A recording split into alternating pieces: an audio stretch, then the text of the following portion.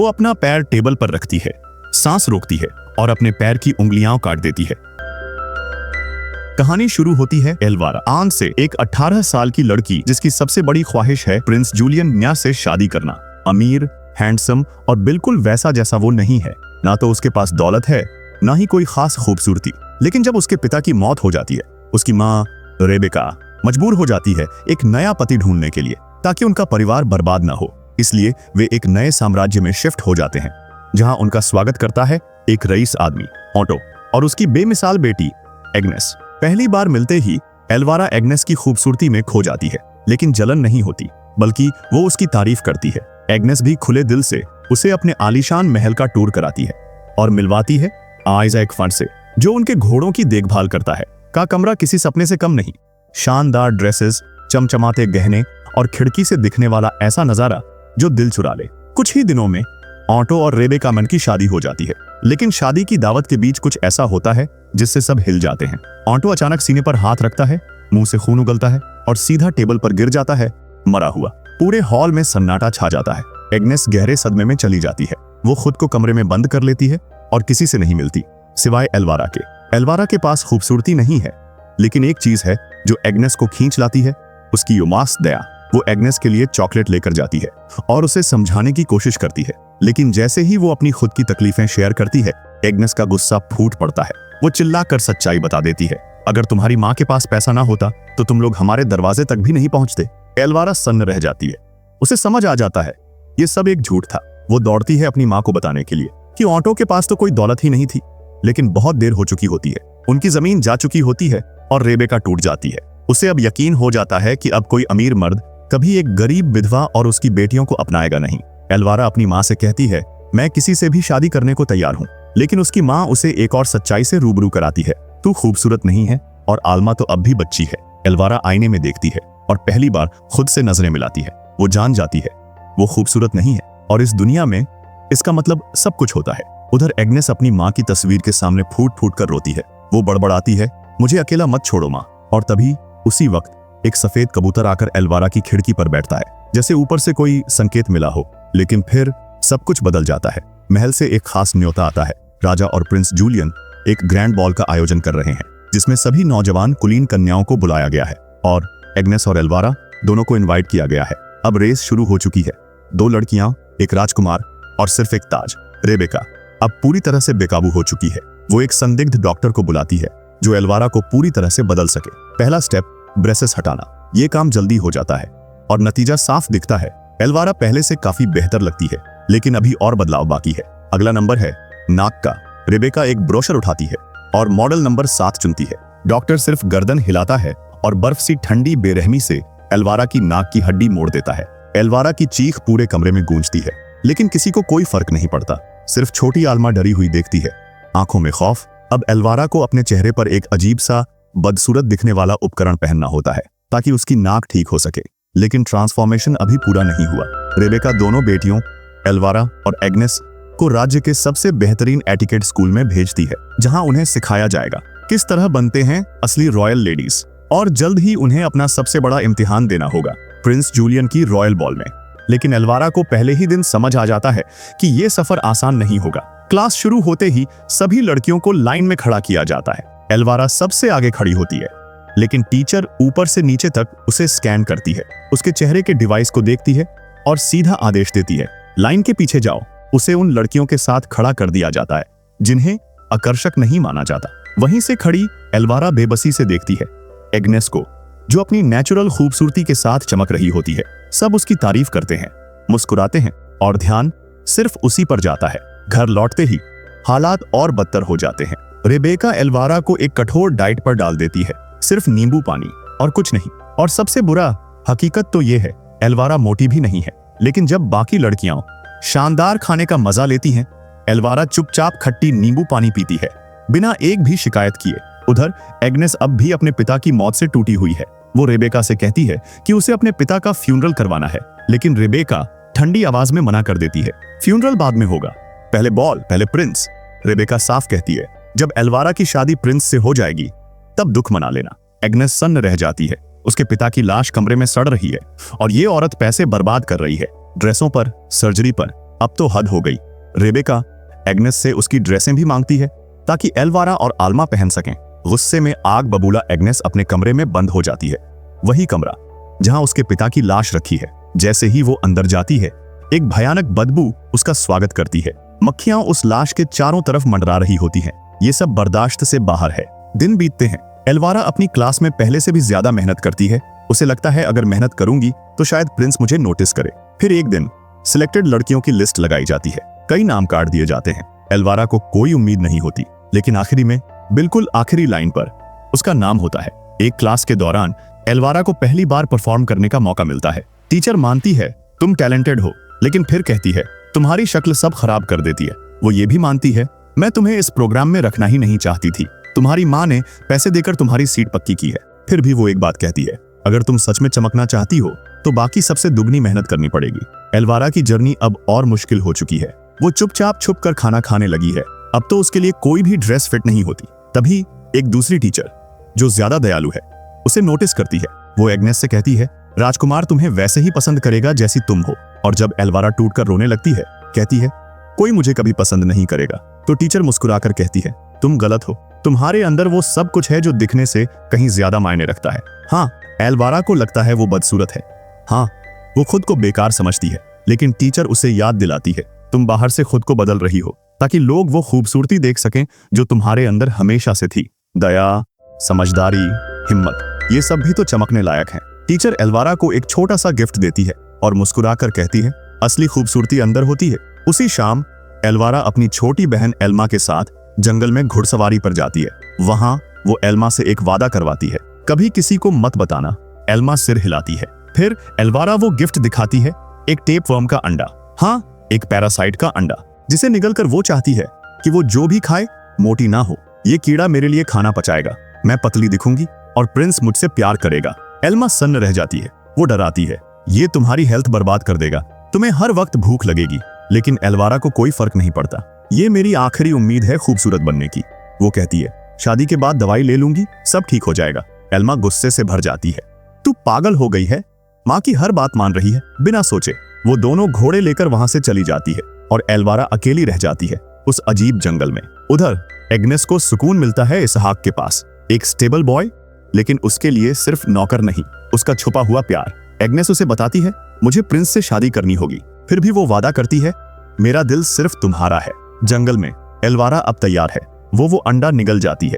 एक टेपवर्म अब उसके अंदर है। तभी उसे कुछ आवाजें सुनाई देती हैं। कुछ मर्द बात कर रहे हैं जैसे औरतें कोई चीज हों। वो छुप जाती है एक पेड़ के पीछे। उनकी बातें सुनकर उसके रोंगटे खड़े हो जाते हैं।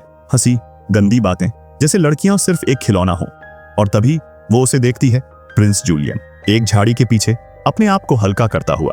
एल्वारा गलती से उसकी झलक देख लेती है और बस वहीं उसे उससे प्यार हो जाता है। लेकिन तभी एक छोटी सी आवाज हो जाती है। मर्द मुड़कर देखते हैं। प्रिंस के दोस्त हंसते हैं, इसका मुंह किसी काम का बना दो।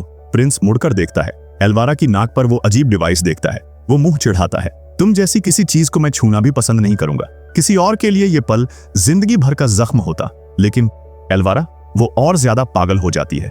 ये बेइज्जती, ये तिरस्कार उसकी दीवानगी को और भड़का देती है। अंधेरा होते ही एल्वारा घर की ओर लौट रही थी जब उसे अस्तबल से कुछ अजीब आवाजें सुनाई दी। शक और जिज्ञासा में वो अंदर झांकती है और जो देखती है उससे उसके होश उड़ जाते हैं। एग्नेस और इसहाक बेहद करीबी पलों में। गुस्से में कांपती हुई एल्वारा सीधा माँ के पास जाती है। माँ, मैंने एग्नेस को देख लिया। रहस्य फूट पड़ता है। एग्नेस पर बरस पड़ती है माँ। उसे बना दिया जाता है नौकरानी और इसहाक उसे उसी वक्त निकाल दिया जाता है बिना अपना सामान उठाने की इजाजत के। 3 चांद बीत जाते हैं। घर का माहौल पूरी तरह बदल चुका है। एल्मा को अब घोड़ों से गहरा प्यार हो चुका है। एग्नेस अब एक नौकरानी अपनी हालत स्वीकार चुकी है और एल्वारा अपना फेस ब्रेस हटाती है। उसकी नाक अब एकदम परफेक्ट दिखती है। लेकिन इसके साथ शुरू होती है उसकी खूबसूरती की दीवानगी। अब उसे अपनी शक्ल से ज्यादा कुछ और प्यारा नहीं लगता। लेकिन एग्नेस वो अब भी ज्यादा सुंदर है। ये सोच सोच कर एल्वारा एक और सर्जरी का फैसला लेती है। इस बार लंबी पलकों के लिए। प्रोसीजर डरावना है। डॉक्टर खुद भी नशे में है और नर्स एक आंख गायब है। हर पलक सुई से टांकी जाती है। एल्वारा की आंखें दिनों तक ढकी रहती हैं। एक रात वो भूख से तड़पती हुई उठती है। उसके अंदर का टेपवर्म अब खाना मांग रहा है। उधर एल्मा भी जागती है। उसे पहली बार पीरियड्स हुए हैं। वो डरती है कि अब उसकी भी शादी तय कर दी जाएगी, जैसे एल्वारा के साथ हुआ। वो सब छुपा देती है और अंधेरे में एल्वारा अपनी पट्टियां फाड़ती है, लड़खड़ाती हुई किचन की ओर बढ़ती है। आवाज सुनकर एग्नेस आती है और देखती है उसे दर्द में तड़पती हुई, लेकिन फिर भी कुछ बदलता है। एग्नेस, जो अब एक नौकरानी है, फिर भी एल्वारा को खाना खिलाने आती है, मजाक उड़ाते हुए नहीं, प्यार से। वो दया दिखाती है, वो दया जो एल्वारा कब की भूल चुकी थी। दिन बीतते हैं, टीचर परेशान है। एग्नेस अब स्कूल नहीं आ रही और वही थी नाटक की लीड एक्ट्रेस। तब वो एल्वारा को देखते हैं, नई शक्ल, नया कॉन्फिडेंस, उसे लीड रोल दे दिया जाता है। एल्वारा को लगता है सब मिल गया, रोल, प्रिंस और बेफिक्र होकर खाने की आजादी। लेकिन ये खुशी ज्यादा दिन नहीं टिकती। एक रात उसके बाल झड़ने लगते हैं। उधर रेबेका उसे देती है एक खास ड्रेस, बेहद खूबसूरत। एग्नेस को बुलाया जाता है एल्वारा को तैयार करने, लेकिन तभी डिजाइनर एग्नेस पर झपटता है, जबरदस्ती उसे चूमता है। कोई कुछ नहीं कहता, सब चुप हैं। एल्वारा की गिरती लटें अब विग से छुपाई जाती हैं। किसी को फर्क नहीं पड़ता, वो तो बस बॉल में सबको चौंकाने वाली है। उस रात कोई नहीं सोता। रेबेका ड्रेस की कीमत अपने जिस्म से चुकाती है। एल्वारा खाना खाकर बिस्तर तोड़ देती है। एग्नेस बॉल में जाने की कोशिश करती है, अपनी पुरानी ड्रेस निकालने जाती है, लेकिन एल्वारा उसे रंगे हाथों पकड़ लेती है, ड्रेस फाड़ डालती है। एग्नेस टूट जाती है, अपने मरे हुए बाप की लाश के पास सो जाती है, जो अब कीड़ों से भरी है। तभी उसकी माँ की आत्मा प्रकट होती है, कीड़ों से उसकी ड्रेस फिर से बनाती है, उसके पुराने जूतों को चमकते चांदी में बदल देती है। कोई तुम्हें पहचान नहीं पाएगा, माँ कहती है, लेकिन याद रखना 12 बजते ही सब खत्म हो जाएगा। बॉल की रात आती है। एल्वारा चमकती हुई एंट्री मारती है, नई ड्रेस, नया विग, साथ में रेबेका। लड़कियों की उम्र, लंबाई सब पढ़ी जाती है, लेकिन मर्दों को कोई फर्क नहीं पड़ता, वो सिर्फ शक्ल देखते हैं। जब एल्वारा का नंबर आता है, रेबेका उसे कहती है, कुत्ते की तरह आज्ञाकारी बनो। हेडमिस्ट्रेस उसकी बदलाव की कहानी बताती है। प्रिंस जूलियन पहली बार थोड़ा आकर्षित लगता है, शायद एल्वारा से, या शायद उसके कपड़ों में उभरी शारीरिक बनावट से। नाच शुरू होता है, सभी लड़कियां उम्मीद लगाती हैं, लेकिन प्रिंस सीधा एल्वारा के पास आता है। पहला डांस उसी के साथ करना चाहता है। एल्वारा का सपना जैसे सच हो रहा हो, लेकिन तभी दरवाजे खुलते हैं। एक रहस्यमयी लड़की अंदर आती है, ऐसी ड्रेस में कि सारी निगाहें उसी पर टिक जाती हैं। प्रिंस बस उसे देखता रह जाता है। प्रिंस एल्वारा को छोड़ उस रहस्यमयी लड़की के पास चला जाता है। एल्वारा सन्न रह जाती है। गुस्सा, जलन और दुख सब एक साथ फट पड़ते हैं। उसी पल उसके पेट में अजीब दर्द उठता है। वो पैरासाइट वाला अंडा जो उसने खाया था अब अपना असर दिखा रहा है। दर्द इतना तेज होता है कि वो एक कोने में भागती है और वहां उल्टी करती है, लेकिन उसकी उल्टी से अंडे निकल रहे होते हैं, पैरासाइट के अंडे। वो कांपती है, मम्मी प्लीज बचा लो, मैं मर रही हूं। लेकिन रेबेका, उसे कोई फर्क नहीं पड़ता। वो एल्वारा का मेकअप ठीक करती है, एक जोरदार थप्पड़ मारती है और खींचकर फिर से बॉलरूम में घसीट लाती है। डांस करो, वो चिल्लाती है। एल्वारा अब बस एक कठपुतली बन चुकी है, बुखार में तपती हुई। अब उसे हर तरफ कीड़े ही नजर आते हैं। डांस फ्लोर अब एक नर्क बन चुका है। तभी वो देखती है, प्रिंस उसी रहस्यमयी लड़की के साथ डांस कर रहा है, और अगले ही सेकंड वो लड़की की पहचान लेती है। वो और कोई नहीं, एग्नेस है। घड़ी 12 बजा देती है। एग्नेस भाग जाती है और प्रिंस पीछे पीछे दौड़ पड़ता है। कुछ ही पल बाद प्रिंस हाथ में एक ग्लास स्लीपर लेकर ऐलान करता है, जिसके पैर में ये फिट होगा मैं उसी से शादी करूंगा। एल्वारा की दुनिया उजड़ जाती है। रोती हुई घर लौटती है, लेकिन हार नहीं मानती। वो एग्नेस को ढूंढ निकालती है, चाकू दिखाकर उसका जूता छीनने की कोशिश करती है। दोनों के बीच जोरदार झड़प होती है। तभी रेबेका और उसका नया प्रेमी वहां आ जाते हैं। ध्यान भटकते ही एग्नेस जूता गिरा देती है। एल्वारा उसे झपट लेती है और भाग जाती है, लेकिन रेबेका वो ठंडी आवाज में कहती है अब देर हो चुकी है, और उसे कमरे में भेज देती है। एल्वारा अब भी हार मानने को तैयार नहीं, जूता पहनने की कोशिश करती है, लेकिन उसके पैर बड़े हैं। तभी एक खौफनाक ख्याल आता है, अगर सुंदर बनने के लिए इतना कुछ सहा है तो एक कदम और सही। वो अपना पैर टेबल पर रखती है, सांस रोकती है और अपने पैर की उंगलियां काट देती है। उसकी चीखें अल्मा को जगा देती हैं। रेबेका और उसका बॉयफ्रेंड भी दौड़ते हैं। वो लड़का तो खून देखकर बेहोश हो जाता है। एल्वारा गिड़गिड़ाती है, जूता पहनाओ ना प्लीज। रेबेका उसे ड्रग्स देकर सुला देती है, लेकिन तभी वो देखती है एल्वारा ने गलत पैर की उंगलियां काटी हैं। जूता तो लेफ्ट फुट का था। अब रेबेका खुद एल्वारा की मदद करने का फैसला करती है। अल्मा ये सब देख नहीं पाती और चुपचाप वहां से चली जाती है। रेबेका अब अकेले में एल्वारा का काम पूरा करती है। दोनों पैरों की उंगलियां काट देती है। नींद और दर्द में डूबी एल्वारा ख्वाब देखती है। प्रिंस आता है, जूता पहनाता है और कहता है तुम मेरी दुल्हन हो। पर यह सब सिर्फ एक सपना था। सुबह सुबह ट्रम्पेट बजते हैं। प्रिंस सच में आ गया है। बांधों से लिपटी भूखी एल्वारा उठने की कोशिश करती है, पर गिर जाती है। एक दांत टूट जाता है। फिर भी वो घिसटते हुए दरवाजे तक जाती है। सीढ़ियों से नीचे गिरती है। उसकी नाक टूट जाती है, पर जैसे तैसे वो दरवाजे तक पहुंचती है। लेकिन बहुत देर हो चुकी है। एग्नेस बाहर आती है और प्रिंस ऐलान करता है, मुझे मेरी प्रिंसेस मिल गई है। एल्वारा की सारी मेहनत बर्बाद, और सोचती है अब बस हो गया, उन्हें यहां से भागना होगा। सबसे पहले अल्मा एल्वारा के पेट से वो भयानक परजीवी निकालना चाहती है। वो उसे एंटीडोट देती है और तुरंत एल्वारा खून उगलने लगती है। फिर परजीवी बाहर निकलने लगता है। अल्मा अपनी पूरी ताकत लगाकर उसे पकड़ती है। वो परजीवी उसकी बहन के अंदर कई मीटर बढ़ चुका था। एक जोरदार संघर्ष के बाद अल्मा उसे पूरी तरह खींच निकालती है और बीच में काट देती है। फिर निकलने से पहले अल्मा कुछ कीमती चीजें इकट्ठा करती है। वो अपनी माँ को देखती है जो अपने नए प्रेमी को खुश कर रही है। रेबेका को फर्क नहीं पड़ता, उसके पास अब आदमी और पैसा है। आखिरकार अल्मा एल्वारा को घोड़े पर बैठाती है और दोनों बहनें उस श्रापित हवेली से भाग निकलती हैं। साथ में वे एक आखिरी उम्मीद पर टिके हैं, सरहद पार करना रात होने से पहले। और यही है इस कड़वी परी कथा का अंत। अगर ये कहानी तुम्हें सोचने पर मजबूर कर गई तो समझो मैंने अपना काम किया। धन्यवाद।